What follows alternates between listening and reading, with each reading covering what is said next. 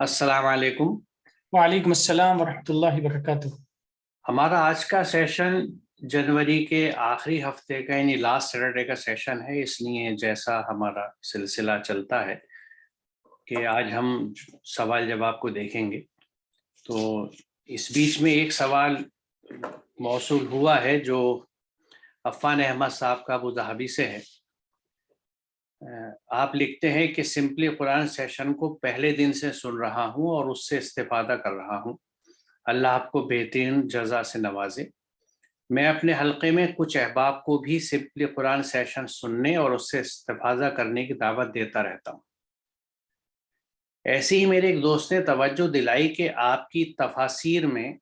حدیث کے حوالے نہیں رہتے ہیں، اور پھر اس حوالے سے انہوں نے یہ بتانا چاہا کہ آج کل حدیث کو ماننے اور نہ ماننے والوں کی جماعتیں بن رہی ہیں۔ میری درخواست یہ ہے کہ آپ اس پر اپنے تاثرات سے نوازیں۔ یہ بہت اہم سوال ہے اور یہ وضاحت بھی بہت ضروری ہے تاکہ کوئی غلط فہمیاں ہمارے بیچ نہ رہیں۔ تو اس میں یہ عرض کرنا چاہوں گا کہ اگر آپ سیشن 1 جو تعارفی سیشن تھا اس کے آپ ویڈیو کو دیکھیں تو اس میں اس پروگرام کی سیشنز کی وضاحت میں نے کی ہے کہ ہم قرآن کا علمی احاطہ کرتے ہیں، اور اس کے لیے میں کچھ سلائڈز کی مدد لے کے وہیں واپس لے کے چلوں گا آپ سب کو کہ اس کی بنیاد جو تھی وہ یہ آیت تھی، سورہ نمل کی 83 سے 85 آیت، جس میں اللہ تعالیٰ یہ فرماتے ہیں کہ جس دن ہم ہر امت میں سے فوج کی فوج جمع کریں گے ان لوگوں کی جو ہماری آیتوں کو جھٹلاتے تھے، پھر ان کی جماعت بندی کی جائے گی یہاں تک کہ جب وہ آ جائیں گے تو اللہ تعالیٰ پوچھے گا کہ تم نے میری آیت کو جھٹلایا تھا حالانکہ تم ان کو اپنے احاطۂ علم میں بھی نہیں لائے تھے، اگر یہ نہیں تو تم کیا کرتے تھے؟ اور ان پر وعدہ عذاب پورا ہو گیا اس لیے کہ انہوں نے ظلم کیا تھا، پس وہ بول نہ سکیں گے۔ تو یہاں بہت اہم نقطے یہ ہیں کہ جب اللہ تعالیٰ فرماتے ہیں کہ اکذبتم بآیاتی ولم تحیطوا بہا علما، اور دوسرا نقطہ یہ کہ ماذا کنتم تعملون، تو یہاں اہم چیز یہ ہے کہ یہ اللہ تعالیٰ کا حکم ہے، ڈیزائریبل ہے کہ ہم اس کی آیات کا علمی احاطہ کریں، اور جب یہ کہا جا رہا ہے کہ تم یہ نہیں کرتے تھے تو کیا کرتے تھے، یہ اس پہ مزید ایمفیسس ڈالتی ہے بات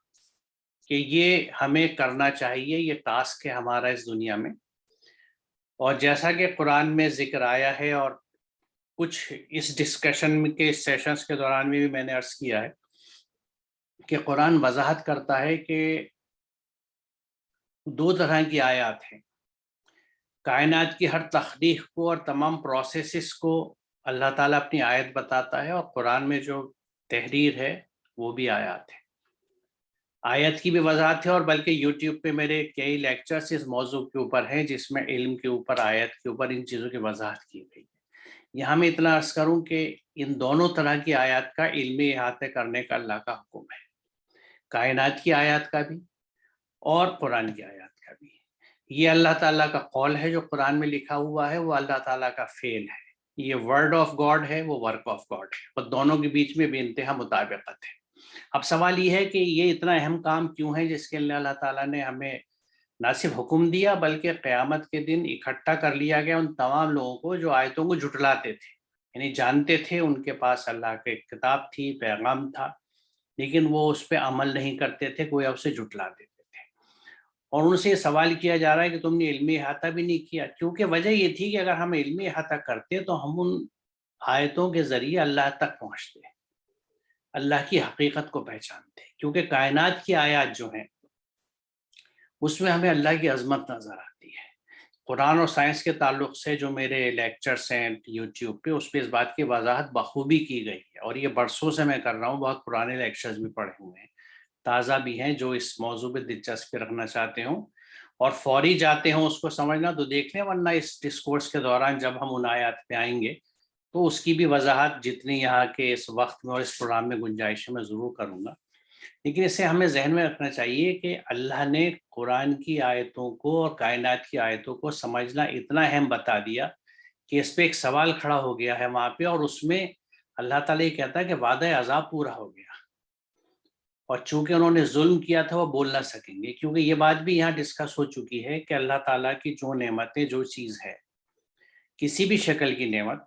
اس کا استعمال اگر اس طرح کیا جائے جیسے اللہ نے حکم دیا ہے، اس کی ہدایت کے مطابق استعمال کیا جائے تو وہ اس کا شکر ہوتا ہے، عملاً شکر۔ اور اگر ایسا نہ کیا جائے تو یہ کفران نعمت بھی ہے، کفر بھی ہے، اور ساتھ ہی ظلم بھی ہے، کیونکہ جس چیز کو جس کام و مقصد کے لیے دیا گیا تھا اس کو آپ نہیں کر رہے۔ تو چونکہ ہم ظلم کرتے تھے اور ظالم ٹھہرے تو لہٰذا عذاب کے مستحق ہوئے۔ تو یہ چیز معمولی نہیں ہے۔ اگر آیات کا علمی احاطہ ہم نہیں کر رہے تو ہمارا یعنی عذاب کا وعدہ ہم پہ پورا ہو گیا۔ تو پہلی بات یہ ہے سمجھنے کی کہ ہم قرآن کا علمی احاطہ کر رہے ہیں۔ دیکھیے قرآن کو سمجھانے کی کوشش، قرآن کو ایکسپلین کرنے کی کوشش صدیوں سے ہو رہی ہے، اور اس میں زیادہ تر جو تفہیمات ہیں یا ایکسپلینیشنز ہیں وہ احادیث بیسڈ ہیں، فقہ بیسڈ ہیں۔ ہمارا رخ چونکہ علمی تحقیق کا ہے، علمی رخ ہے، علمی انداز سے اس کو سمجھنا ہے، لہٰذا ہم احادیث کو نہیں کوٹ کر رہے ہیں، کیونکہ جہاں احادیث کے پس منظر میں یا فقہی پس منظر میں چیزیں لکھی جاتی ہیں تو وہاں اس پس منظر میں قرآن کو دیکھا گیا ہے، کیونکہ اس بات کو سمجھنا بہت ضروری ہے۔ اس کی میں تھوڑی سی وضاحت اور کر دوں کہ اس علمی احاطے یا اس سے مقصد کیا ہے ہمارا، کہ دیکھیے قرآن میں جو الفاظ ہیں ان کو ہم ان کے مادی کی بنیاد پہ جب سمجھتے ہیں تو ان میں وسعتیں ہمیں ملتی ہیں، اور اس میں وقت کے ساتھ جیسے ہر چیز ایوالو ہوتی ہے اس طرح زبانیں بھی ایوالو ہوتی ہیں، اور ان کے حساب سے الفاظ کے نئے نئے معنی وجود میں آتے ہیں۔ اور یہاں میں ایک چیز کی مثال دوں گا کہ قرآن میں جہاں لفظ فساد کا آیا ہے تو فساد ایک عرصے تک یعنی جھگڑے کی سینس میں استعمال ہوتا تھا، کانفلکٹ کی شکل میں، لیکن اس فے سین دال کے مادے میں ہر طرح کا امبیلنس، انیکولیٹی یعنی عدم توازن، ناہمواریاں اور کرپشن، ہر چیز آ جاتی ہے۔ تو اس مفہوم کی وسعت کے ساتھ اگر ہم فساد کو دیکھتے ہیں تو آج جو ماحول میں ہمارے ہو رہا ہے، جس کو ہم انوائرمنٹل پولوشن کہتے ہیں، جس کی بہت سی قسمیں ہیں کہ water pollution, air pollution, noise pollution وغیرہ وغیرہ، تو یہ سب چیزیں جو ہیں یہ فساد ہے جو پھیل گیا ہے پانی میں بھی، ہوا میں بھی، زمین میں بھی۔ اب ظاہر ہے یہ آج جس وقت قرآن ریویل ہوا تھا اس وقت یہ چیزیں نہیں تھی، لیکن چونکہ قرآن ہر دور کی، ہر زمانے کی کتاب ہے اور رہتی دنیا تک رہے گی، اس کے بعد کوئی کتاب نہیں آنے والی، تو پھر یہ کتاب موجودہ مسائل کو کیسے ہینڈل کرے گی؟ وہ جب ہی ممکن ہوگا کہ ہر دور کے علم کی مدد سے اس قرآن پہ تدبر کیا جائے، تفکر کیا جائے اور اس میں اپنے حل ڈھونڈے جائے۔ تو فساد کو جب اس رخ سے ہم دیکھتے ہیں تو یہ فساد فی الارض بن جاتا ہے، اور اس کو پھیلانے والے مفسد بن جاتے ہیں، اور مفسدین کے مقابلے میں قرآن ایمان والوں کو مصلحین کہتا ہے۔ اور عمل صالح جس کا ذکر یہاں بہت دفعہ آیا ہے، اور اس چیز کو ہم لوگوں نے پوائنٹ آؤٹ کیا ہے کہ ایمان کے ساتھ ہمیشہ عمل صالح آیا ہے، کیونکہ ایمان جو ہے وہ ایک یقین و بھروسہ ہے، اس کا عملی اظہار وہ عمل ہے جو ہم کرتے ہیں۔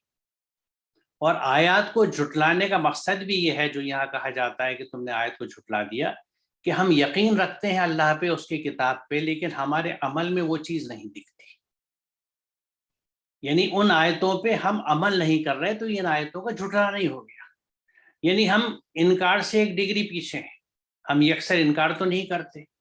لیکن چونکہ ہم ان پہ عمل نہیں کرتے تو یہ ان کو جھٹلانا ہو گیا۔ تو جب آپ فساد کے تدارک کے لیے یعنی عمل صالح جب آپ کرتے ہیں، میں وہیں سے بات شروع کرتا ہوں، تو عمل صالح جو ہے یہ کسی نہ کسی فساد کے تدارک کا نام ہے۔ جب آپ بھوکوں کو، مسکینوں کو، یتیموں کو کھانا کھلاتے ہیں تو آج جو بھوکمری کا فساد پھیلا ہوا ہے، جس کے پیچھے غذا کی کمی نہیں ہے بلکہ سماجی ناہمواریاں ہیں، سیاسی اور سماجی وجوہات ہیں جس کی وجہ سے بھوکوں تک کھانا نہیں پہنچتا، ورنہ کھانا تو بہت ہے۔ آج بھی دنیا میں اتنا ہے کہ جتنا کھایا نہیں جاتا اتنا ویسٹ کیا جاتا ہے، کہیں کہیں پہ ڈیلیبریٹلی اس کو جلا کے یا سمندر میں پھینک دیا جاتا ہے اجناس کو کھانے کی۔ تو کھانے کی کمی نہیں ہے، لیکن لوگوں تک وہ نہیں پہنچتا۔ اس کی بہت ساری ریزنس ہیں، کیونکہ وہ یہاں کا موضوع بھی نہیں ہے، لیکن یہ ایک حق ہے جس پہ جو چاہے تو اس پہ سوچ سکتا ہے، تفصیل میں جا سکتا ہے۔ تو جب ہم کسی بھی طرح کے فساد کا تدارک کرتے ہیں تو عمل صالح ہوتا ہے۔ تو ایمان کے ساتھ جب عمل صالح کا ہمیں حکم ہے تو اس کا مطلب ہے کہ دنیا میں جو بھی فساد پھیلا ہوا ہو، تم اپنے بوتے، اپنی بساط سے، اپنی کیپیسٹی کے حساب سے اس فساد کے خلاف کچھ کرنے کے لیے کھڑے ہو جاؤ۔ اگر جہالت کا فساد ہے، قرآن کو بنا سمجھے پڑھنے کا فساد ہے، تو ہم سب کو کوشش کرنی چاہیے کہ جیسے چھوٹی سی کوشش اللہ کے حکم سے، اس کے کرم سے ہم لوگ کر رہے ہیں، دنیا بھر میں بہت لوگ کر رہے ہیں، تو وہ کوشش کیا ہے کہ لوگ قرآن کو سمجھیں اور اس پہ عمل کریں۔ اس بات کو سمجھیں کہ اسلام محض کچھ ارکان کا نام نہیں ہے، بلکہ اسلام پورے کے پورے اللہ کے احکامات پہ عمل کرنے کا نام ہے۔ اور مسلم ہم کہتے ہی اس کو ہیں جو اللہ کے پورے احکامات کی اتباع کرے، پورے احکامات پہ چلے۔ تو اب فساد کو جب اس تعلق سے ہم دیکھتے ہیں تو ایک دوسری تصویر سامنے آتی ہے جو آج سے 100 سال پہلے والے فساد سے بالکل الگ تھی۔ تو یہ فساد کا اور ان آیات کا علمی احاطہ ہوا، ان کو علمی نوعیت سے ہم نے سمجھا۔ اور اس کے لیے میں یہ عرض کروں کہ یہ چونکہ اسلامی فقہ اکیڈمی سے میرا پرانا تعلق رہا ہے قاضی مجاہد الاسلام قاسمی صاحب کے زمانے سے، اور وہاں جب بھی کوئی سائنس یا ماحول کا ایشو ہوتا ہے تو میں وہاں حاضر رہتا ہوں اپنے فقہا کو یہ سمجھانے کے لیے، بتانے کے لیے کہ چیز کیا ہے۔ تو یہاں میں آپ سے شیئر کروں گا کہ فساد ہے، اس میں یہ جو آیت ہے بڑی اہم ہے کہ خشکی اور تری میں فساد برپا ہو گیا ہے لوگوں کے اپنے ہاتھوں کی کمائی سے، یعنی دس از آور اون ڈوئنگ، ہماری حرکتیں ہیں جس سے یہ فساد پھیلا ہے۔ اور اللہ تعالیٰ کہتا ہے کہ تاکہ تم اب اس کا مزہ چکھو، اور کیوں مزہ چکھو؟ تاکہ شاید تم واپس آ جاؤ، شاید تم باز آ جاؤ اپنی حرکتوں سے۔ تو اس فساد کے تعلق سے اسلامی فقہ اکیڈمی نے ایک پورا اجلاس کیا تھا اجین میں، اس کی تصویر ہے، اور اس میں فضائی اور صوتی آلودگی، یعنی اس کو ہم ایٹماسفیئرک پالوشن کہہ سکتے ہیں، کہ اس میں ایٹماسفیئر کے بارے میں اور نوائز پالوشن پہ باقاعدہ ایشو ڈسکس ہوا تھا۔ یہ خالد سیف اللہ رحمانی صاحب موجود تھے اس میں، اور اس میں نے پریزنٹیشن کیا تھا قرآن اور ہمارا ماحول، اور اس کی بنیاد پر وہاں سے جو تجاویز منظور ہوئی تھیں وہ آج بھی اسلامی فقہ اکیڈمی کے ریکارڈ کا حصہ ہیں، آپ لوگ دیکھ سکتے ہیں، نیٹ پہ اویلیبل ہیں۔ اور اس میں اس کو فساد مانتے ہوئے، فساد فی الارض مانتے ہوئے تمام فقہا جو موجود تھے وہاں پہ، وہ اس بات پہ متفق ہوئے کہ یقیناً ہمیں اس رخ پہ کام کرنا چاہیے اور لوگوں تک یہ بات پہنچانی چاہیے۔ تو یہ میں نے صرف ایک مثال دی ہے۔ اسلامی فقہ اکیڈمی کے ساتھ بھی کئی ایسے موضوعات پہ اللہ کا شکر ہے کہ میری گزارشوں سے ان لوگوں کی محبت ہے کہ ان ایشوز کو ٹیک اپ کیا گیا ہے۔ واٹر پالوشن ڈسکس ہو چکا ہے، ایٹماسفیئرک پالوشن ڈسکس ہو چکا ہے، تو یہ چیزیں جو ہیں، یعنی کلوننگ ڈسکس ہو چکی ہے، جینیٹک ماڈیفیکیشنز پہ بات ہو چکی ہے، تو یہ سب علمی احاطہ کہلاتا ہے۔ تو اب اس میں یہ تھا کہ آپ کچھ آیتیں یا موضوع پہ کریں، وہ جو میں اب تک گزشتہ 25 سال سے کر رہا ہوں، لیکن پھر ضرورت بھی تھی اور مجھ سے بہت میرے ساتھیوں نے دباؤ ڈالا کہ یہ ہم پورا قرآن اس انداز سے کر چکے، تو اس بات کے تحت، اس ضرورت کے تحت یہ سلسلہ شروع کیا گیا ہے۔ اب میں دوسری بات عرض کروں کہ یہاں آپ نے لکھا ہے ہمارے عفان احمد صاحب نے کہ آپ تفسیر کرتے ہیں، تو میں یہ عرض کروں کہ میں تفسیر بالکل نہیں کرتا، کیونکہ یہ آیت میں نے اس لیے رکھی ہے کہ احسن تفسیر تو قرآن خود لاتا ہے۔ یہاں یہ بات کہی جا رہی ہے، سورہ فرقان کی ہے، کہ جہاں کافروں کا ذکر ہے یا جو لوگ ایمان والے نہیں ہیں کہ وہ تمہارے پاس کوئی بات نہیں لاتے، مگر ہم تمہیں پہنچا دیتے ہیں حق کے ساتھ، یعنی ہر بات حق کے ساتھ اللہ پہنچاتا ہے اس قرآن کے ذریعے، اور بہترین تفسیر۔ تو قرآن اپنی تفسیر خود بہترین انداز میں کرتا ہے، اور اس کے لیے جو قرآن میں حکمت ہے وہ تصریف آیات ہے۔ اس کے لیے بھی میں یہ آیت آپ سے شیئر کروں گا کہ دیکھو ہم کس طرح بدل بدل کر آیات بیان کرتے ہیں تاکہ وہ سمجھ جائے۔ یہاں یفقہون کا لفظ آیا ہے، اور تفقہو یا اس کا مقصد جو ہے، یعنی یہ جو فے قاف ہے کا مادہ ہے، یہ کسی چیز کو پوری طرح سے جاننے اور پہچاننے کے لیے آتا ہے. یعنی جب تفقہ فی الدین کہتے ہیں تو اس کا مطلب یہ ہے کہ جو احکامات ہیں، اللہ تعالیٰ نے احکامات قرآن میں دیے ہیں، ہم ان کی روشنی میں آج کے مسائل کو سمجھیں، یا یوں کہہ لیجئے کہ آج کے جو مسائل ہیں، جیسے میں نے ابھی ذکر کیا پولوشن کا، انوائرمنٹ کے، پانی خراب ہو گیا اور اس کے جو نقصانات ہیں، ہم میں سے عام آدمی تو جانتا بھی نہیں ہے، وہ صرف اتنا دیکھتا ہے کہ اب وہ پانی بنا فلٹر کے نہیں پی سکتا، باہر نہیں پی سکتا. لیکن جن لوگوں کے پاس یہ سہولیات نہیں ہیں، گاؤں دیہات میں، انٹیریئرس میں، یا جہاں پانی اتنا پولوٹیڈ ہے کہ رنگین پانی ہینڈ پمپوں سے نکلتا ہے، زمین میں کنووں میں سے رنگین پانی نکلتا ہے، ان کے پاس کوسوں دور تک صحیح معنوں میں کوئی ندی نالا یا پوکھر نہیں ہے جہاں سے وہ پانی لا سکیں، وہ مجبوراً وہ زہریلا پانی پیتے ہیں، بیمار ہو جاتے ہیں. جہاں صاف پانی نہ ہو وہاں میڈیکل ہیلپ بھی کیا ہوگی. ان لوگوں کا سسکنا اور ان کی بیماریاں دیکھیے آپ، ہم نے نہیں دیکھی ہیں. ہم اپنے اپنے کنووں میں مست ہیں. یہ کنویں کی مینڈک کا محاورہ آپ نے سنا ہوگا. ہم میں سے ہر شخص نے پہلے تو ہمارے گھر کنویں بنے تھے جس میں ہم مگن تھے، اپنے وی سی آرس کے ساتھ، اپنے ٹیلی ویژن کے ساتھ، اپنے فلموں کے ساتھ، اپنے کمپیوٹرز، اور اب اپنے کمپیوٹر، لیپ ٹاپ، موبائلس کے ساتھ. اب یہ کنویں ہمارے گھروں سے بھی چھوٹے ہو کے ہماری ذات کے اندر آ گئے. ہم اپنی ذات میں مگن ہیں. گھر میں 3 لوگ ڈائننگ ٹیبل پر بیٹھے ہیں ناشتہ کرنے یا کھانا کھانے، تینوں کے ہاتھ میں موبائل سے، ایک ہاتھ میں موبائل سے اسکرولنگ ہو رہی ہے، دوسرے ہاتھ سے وہ چمچے سے کھانا کھایا جا رہا ہے. آپس میں بات چیت تو چھوڑ دیجئے، تب توجہ سے کھانا بھی نہیں کھا رہے. اور یہ سائنٹیفکلی اتنا نقصان دہ ہے، آپ کا ہاضمہ ٹھیک نہیں رہ سکتا. کھانے کو جب تک آپ رغبت سے، دلچسپی سے، انٹریسٹ سے اور محبت سے نہ کھائیں، دیکھیے ہر چیز محبت مانگتی ہے. آپ کسی سے ملے اور وہ لاپرواہی سے آپ سے ملے تو آپ کبھی اس سے ساتھ جیلپ نہیں ہو سکتے، آپ کبھی انجوائے نہیں کر سکتے اس کی کمپنی کو. تو کھانے کو بھی جب آپ رغبت سے، محبت سے نہیں کھائیں گے تو وہ کھانا بھی آپ کے پوری طرح سے ہضم نہیں ہوگا. ایک پوری چین ہے. تو یہ جو قیدیں ہیں ہماری، ان کی یہ نقصانات ہیں. تو بہرحال میں عرض یہ کر رہا تھا کہ کسی بھی چیز کو، یعنی اب آج کے جو مسائل ہیں ان کا حل ہم قرآنی آیات میں ڈھونڈیں. یعنی قرآنی آیات کے پس منظر میں ہمیں مستقبل کو اور حال کو دیکھنا ہے. آج کے مسائل کیا ہیں اور کل کے کیا ہو سکتے ہیں. مثال طور پہ آج اس وقت کتنا ڈسکشن ہو رہا ہے کہ یہ انوائرمنٹل پولوشن، یہ کلائمیٹک چینج، موسم. دیکھیے ہم میں سے کون شخص ہے جس کو موسم کی تبدیلی نہ دکھتی ہو. ہم کبھی نہیں سوچتے موسم کیوں بدل گئے. جس وقت سردی ہونی چاہیے تھی وہاں گرمی ہو رہی ہے، جہاں ریگستان تھے وہاں برف پڑ رہی ہے، جو برفیلے علاقے تھے وہاں گرمیاں پڑ رہی ہیں. کسی نے کبھی سوچا نہیں تھا کہ یورپ میں پنکھے چلیں گے، وہاں پنکھے چل رہے ہیں. تو آگے کا یہ سوچنا ہے کہ اگر یہ فساد اسی طرح بڑھتا رہا تو آگے کیا ہوگا اور اس کو ہم کس طرح بچاؤ کر سکتے ہیں. یہ ہے قرآن کا رول. قرآن ہمیں ماضی کی طرف غوطے لگانے کے لیے نہیں لے جاتا، وہ ماضی کے قصے سناتا ہے ہماری عبرت کے لیے، تاکہ ہم سبق لے سکیں کہ جن قوموں نے اللہ کے احکامات کو اور اس کے کلام کو صحیح معنوں میں طاق میں رکھ دیا تھا جیسے ہم نے رکھ دیا، تو ان کا حشر کیا ہوا تھا. سورہ قمر آپ دیکھ لیجئے، اتنی آنکھیں کھولتی ہے. ایک قوم کا ذکر ہے، کس طرح انہوں نے اللہ کی نافرمانی کری، اس کے کلام کا، اس کے نبیوں کا مذاق اڑایا، ان پہ عذاب آیا، وہ ختم کر دیے گئے. اس کے بعد کیا کہتی ہے سورہ قمر کہ لقد یسرنا القرآن للذکر فہل من مدکر.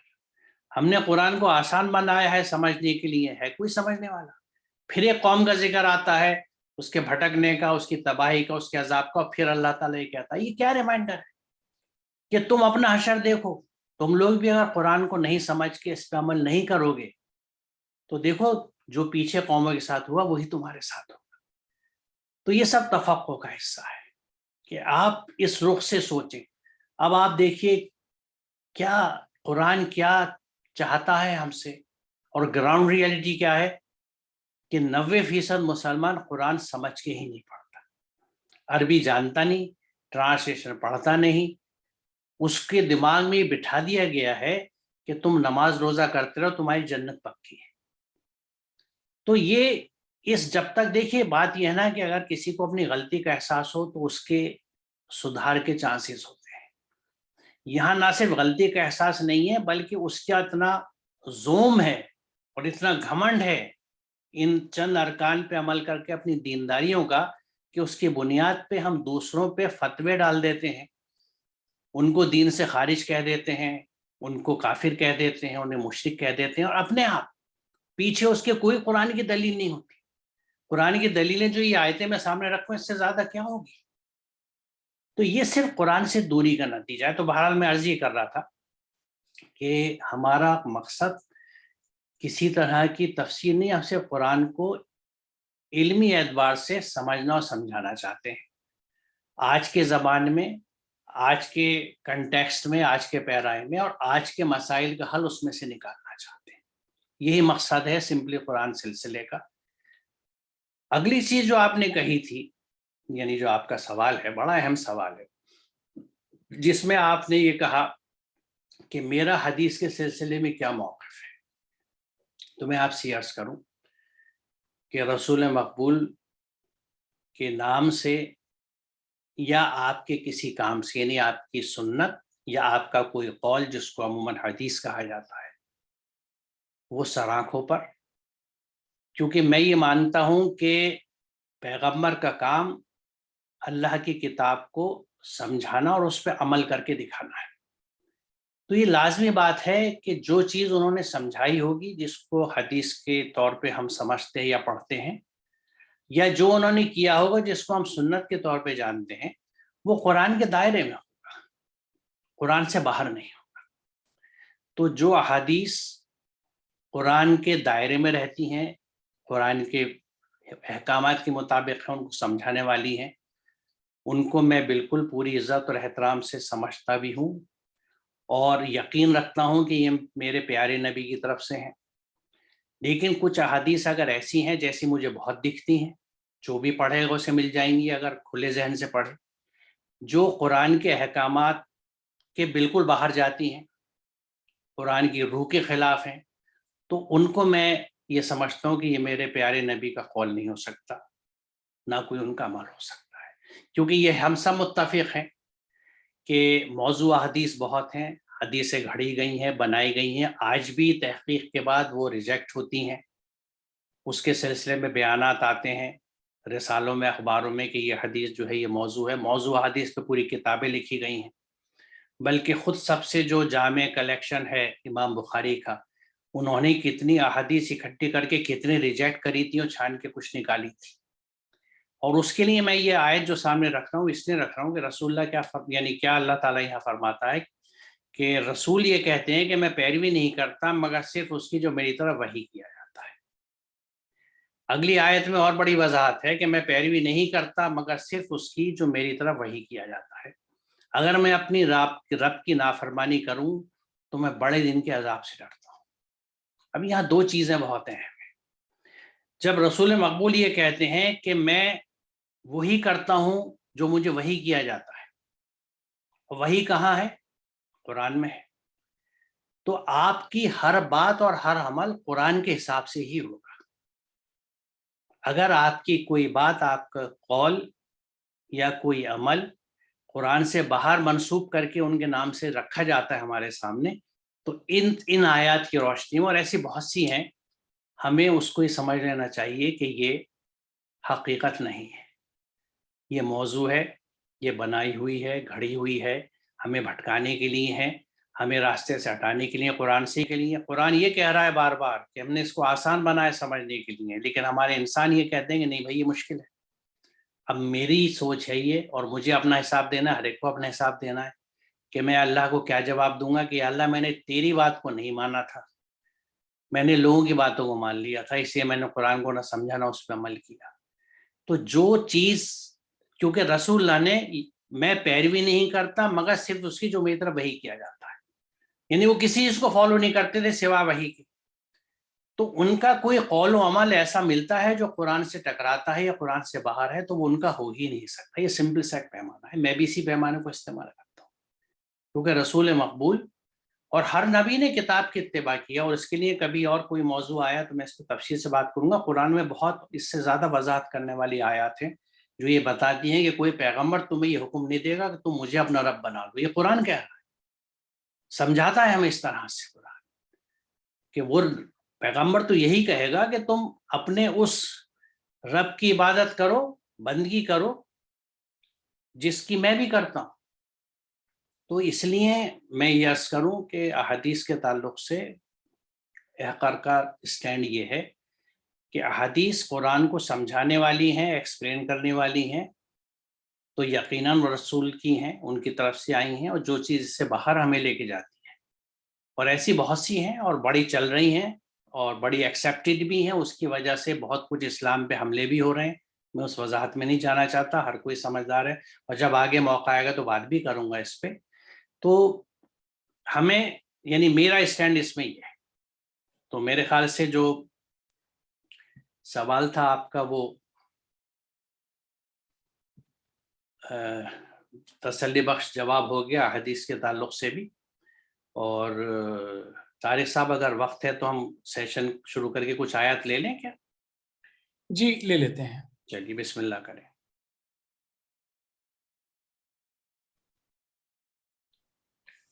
اعوذ باللہ من الشیطان الرجیم، بسم اللہ الرحمن الرحیم۔ ایام معدودات فمن كان منكم مريضا وعلى سفر فعدة من أيام أخر وعلى الذين يطيقونه فدية طعام مسكين فمن تطوع خيرا فهو خير له وأن تصوموا خير لكم إن كنتم تعلمون۔ اس آیت کے ترجمے سے پہلے یہ عرض کر دیں، اس آیت کا تعلق صیام سے ہے، اور صیام کے تعلق سے اس سے فوراً پہلے ایک آیت گزر چکی ہے پچھلے سیشن میں، جس میں صیام کی فرضیت کی بات کی گئی ہے۔ اب اس آیت کے صرف ترجمے کو اگر بہت ہی دھیان سے سن لیا جائے تو مزید وضاحت کی بھی ضرورت نہیں پیش آئے گی۔ گنتی کے کچھ دن کے لیے بیمار، یہ گنتی کے کچھ دن کے لیے یعنی جو روزوں کی بات چل رہی ہے وہ گنتی کے چند دنوں کے لیے ہے۔ بیمار اور مسافر بعد میں اتنے دنوں کے صیام کو پورا کر لے، اور جو لوگ کر سکیں یعنی مالدار ہوں وہ کچھ مسکینوں کو کھانا کھلائیں، اور جو شخص دل یعنی پسندیدگی سے کار خیر کرے گا وہ اس کے لیے باعث خیر ہوگا، اور اگر تم صیام مکمل کر لو تو تمہارے لیے اچھا ہے اگر تم جان سکو۔ چونکہ اس آیت کے ترجمے میں ہی وضاحت مکمل ہو گئی ہے، اس لیے مجھے نہیں محسوس ہوتا ہے کہ مزید گفتگو کی ضرورت ہے۔ اس میں صرف اس نقطے کو کہنا چاہوں گا کہ یہاں اس بات کو ذہن میں رکھنا چاہیے کہ سفر یا بیماری کی وجہ سے جو لوگ اپنے صیام کو اس وقت سے موقوف کرتے ہیں، اس وقت نہیں رکھتے، بعد میں رکھتے ہیں، تو وہ اگر حیثیت رکھتے ہیں تو وہ مسکینوں کو کھانا بھی کھلا دیں۔ یہ وہ فدیہ اس بات کا دے رہے ہیں کہ اس وقت وہ نہیں رکھ پا رہے، بعد میں رکھیں گے، اور جو نہ افورڈ کر سکے کوئی بات نہیں، وہ بعد میں رکھ لے، یہ گنجائش یہاں پہ ہے، لیکن گنتی پوری کرنی ہے تاکہ وہ جو مقصد ہے صیام کے پورے پروسیس کا وہ مکمل ہو سکے۔ چلیے آگے چلتے ہیں۔ شہر رمضان الذی انزل فیہ القرآن ھدی للناس وبینات من الھدی والفرقان فمن شہد منکم الشہر فلیصم ومن کان مریضا وعلی سفر فعدۃ من ایام اخر یرید اللہ بکم اليسر ولا یرید بکم العسر ولتکملوا العدۃ ولتکبروا اللہ علی ما ھداکم ولعلکم تشکرون۔ رمضان ہی وہ مہینہ ہے جس میں قرآن کو اتارا گیا، جو لوگوں کو راستہ دکھاتا ہے، جس میں راستہ دکھانے کے لیے اور چیزوں میں فرق کرنے کے لیے کھلی ہوئی نشانیاں موجود ہیں۔ تو تم میں جس کو رمضان کا مہینہ ملے وہ اس میں صیام مکمل کر لے، اور جو مریض اور مسافر ہو وہ بعد میں اگلے دن کے صیام مکمل کر لے۔ اللہ تمہارے لیے آسانی چاہتا ہے، وہ تمہارے لیے پریشانی نہیں چاہتا۔ تم کو چاہیے کہ تم مدت کی گنتی پوری کر لو، اور اللہ نے جو راستہ دکھایا ہے اس کے لیے اللہ کی بڑائی کرو تاکہ تم شکر ادا کرو۔ یہاں اس آیت میں ہم دیکھیں گے کئی چیزیں یکجا کی گئی ہیں، اور اس میں جو چیز بڑی اہم ہے جس پہ ہم لوگوں کو بہت ہی غور کرنا چاہیے، پہلی چیز تو یہ ہے کہ رمضان کا تعلق قرآن مجید سے خاص ہے۔ قرآن مجید ویسے تو ہم دیکھتے ہیں کہ ایک طویل عرصے میں قرآن مجید کا حسب ضرورت نزول ہوا زمین پر اللہ کی طرف سے، اللہ کے رسول صلی اللہ علیہ وسلم پر، لیکن قرآن کو جو مختص کیا گیا ام الکتاب سے، وہ اسی کی طرف یہاں پہ اشارہ ہے۔ شہر رمضان وہ رمضان کا مہینہ تھا۔ دوسری اہم چیز یہ ہے کہ اس قرآن مجید کے تعلق سے ہے کہ وہ قرآن ہدایت ہے، یہ تفصیل پہلے بھی آ چکی ہے، بینات ہے اللہ کی طرف سے، اور صحیح اور غلط چیزوں میں فرق کی تمیز دینے والی کتاب ہے۔ تو گویا اس کو ہم پڑھیں گے، اس کو سمجھیں گے تو ہمیں خود بخود صحیح اور غلط کی تمیز ہمارے اندر پیدا ہوتی چلی جائے گی۔ اس کے بعد جو چیز بڑی اہم ہے جس سے ہمیں سمجھنا چاہیے، قرآن کی اسپرٹ، اللہ کے پیغام کی اسپرٹ، اللہ کے جو بیان کیے ہوئے ڈوز اینڈ ڈونٹس اور گائیڈنس ہیں، یعنی کرنے کی باتیں جن کا حکم دیا گیا ہے، جن کو عوامر کہتے ہیں، نواہی جن سے روکا گیا ہے، اور جو طرز حیات ہمیں سکھایا گیا ہے اس قرآن میں، اس کا مقصد کیا ہے؟ کیا اس کا مقصد ہمیں تنگی میں مبتلا کرنا ہے؟ کیا ہمیں بھوکا رکھنا مقصود ہے؟ کیا بہت ساری جو ہماری خواہشات یا جسمانی ضروریات ہیں ان سے دور رکھنا مقصود ہے؟ ایسا ہرگز نہیں ہے۔ ایسا ہرگز اس لیے نہیں ہے، یہاں پہ دو الفاظ استعمال کیے گئے ہیں، پہلا لفظ ہے، ایک لفظ ہے عسر اور ایک لفظ ہے، دوسرا لفظ ہے یسر۔ ایک طرف تنگی کی بات ہے، دوسری طرف آسانی کی بات ہے۔ اللہ تعالیٰ ہمارے لیے آسانی چاہتا ہے، سہولت چاہتا ہے، اور جو سیام کا جو پروسیجر ہے، پوری جو نظام ہے، یہ بھی ہماری زندگی کے بہت سارے مقاصد کی تکمیل میں ہمارے لیے مفید، معاون اور ایک بہترین ٹول کے طور پہ ہے، اور اس کا مقصد قطعی یہ نہیں ہے کہ اس سے ہماری زندگی تکلیف میں پڑے۔ اس کی مثالیں بہت سارے احکامات ہیں، آپ دیکھیں گے وقت کے ساتھ ساتھ قرآن میں جیسے سے آگے ہم بڑھتے جائیں گے، بہت سارے ایسے احکامات ہیں جن کے سلسلے میں مزید وضاحتیں ہیں کہ اگر ایسا نہیں ہو سکتا ہے تو اس کا متبادل بھی موجود ہے، کیونکہ اللہ کو ہمارا تنگی میں مبتلا کرنا مقصود نہیں ہے، بلکہ ہمارے لیے آسانی کا پیدا کرنا ہے۔ اس میں جو آخر میں ہے کہ اللہ نے جو راستہ دکھایا ہے، یہ اشارہ قرآن کریم کی طرف ہے جس کا نزول اس ماہ میں ہوا، اور اللہ کی کبریائی یا بڑائی کو اظہار کرنے کے لیے بہترین شکل عملاً شکل ہے کہ اس قرآن پہ ہم عمل کر کے جس طرح کا اخلاق اور کردار پیدا کر سکتے ہیں، یہ عملاً اس چیز کا اظہار ہوگا کہ یہ کتاب ہدایت جو ہے یہ کتنی کارگر ہے۔ یہ دیکھیے، کسی بھی مثال طور پہ اگر آپ کسی بہت اچھے ڈاکٹر سے دوا لے کے آتے ہیں تو اس دوا کو جب آپ استعمال کرتے ہیں اور اس سے آپ کا مرض ٹھیک ہوتا ہے اور آپ شفا یاب ہو کے، صحت یاب ہو کے باہر نکل کے آتے ہیں، تو یہ اس ڈاکٹر کی حکمت اور اس کی دی ہوئی دوا کا اثر ہوتا ہے، جس کو آپ بھی اپریشیٹ کرتے ہیں اور آپ کا پورا گھر اپریشیٹ کرتا ہے۔ تو یہ معاملہ قرآن سے ہے کہ اس قرآن کو ہم جب سمجھ کے عمل کرتے ہیں اور اس سے جو انفرادی طور پہ جو شخصیت وجود میں آتی ہے اور اجتماعی طور سے، کیونکہ دیکھیے افراد یا شخص ہی سماج کو بناتے ہیں، تو جب سب افراد قرآن کے حساب سے عمل کر کے اپنے اخلاق اور شخصیت کو بنائیں گے، کردار کو بنائیں گے، تو وہ جس سماج کو وجود میں لائیں گے وہ چیخ چیخ کے یہ بتائے گا کہ یہ نظام کیا ہے جس کو اسلام کہا جاتا ہے، اور اس کے عملی نمونے وہ خود بنے ہوئے ہوں گے۔ تو یہ جو نعمت اللہ تعالیٰ نے ہمیں عطا کی ہے رمضان کے مہینے میں، یہ اس کا عملاً شکر ہوگا، کیونکہ جو بات کہی جاتی ہے نا کہ اور اللہ نے جو راستہ دکھایا ہے اس کے لیے اللہ کی کبریائی، اس کی بڑائی کا تم اظہار کرو، ظاہر کرو، تاکہ تم شکر ادا کرو۔ تو شکر جبھی ادا ہوتا ہے جب اس چیز کو ہم اس طرح استعمال کریں جو اس کا مقصد ہے۔ اب قرآن کو ہم کہتے ہیں کتاب ہدایت، لیکن اس سے ہدایت نہیں لیتے تو کہاں وہ مقصد حاصل ہوگا،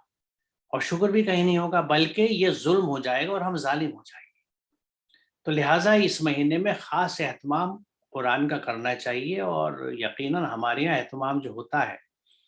وہ ہوتا تو ہے، لیکن وہ بھی اسی اسپرٹ یا اسی پیرائے میں یا اسی رنگ میں ہوتا ہے جس رنگ میں ہم نے قرآن کو 1000 سال سے رنگ رکھا ہے، یعنی بنا سمجھے پڑھنا اور بنا سمجھے سننا۔ جو اہتمام تراویح میں بھی کیا جاتا ہے، وہاں پہ بھی قرآن کو سمجھنے سمجھانے کا کوئی خانہ ہی نہیں ہوتا۔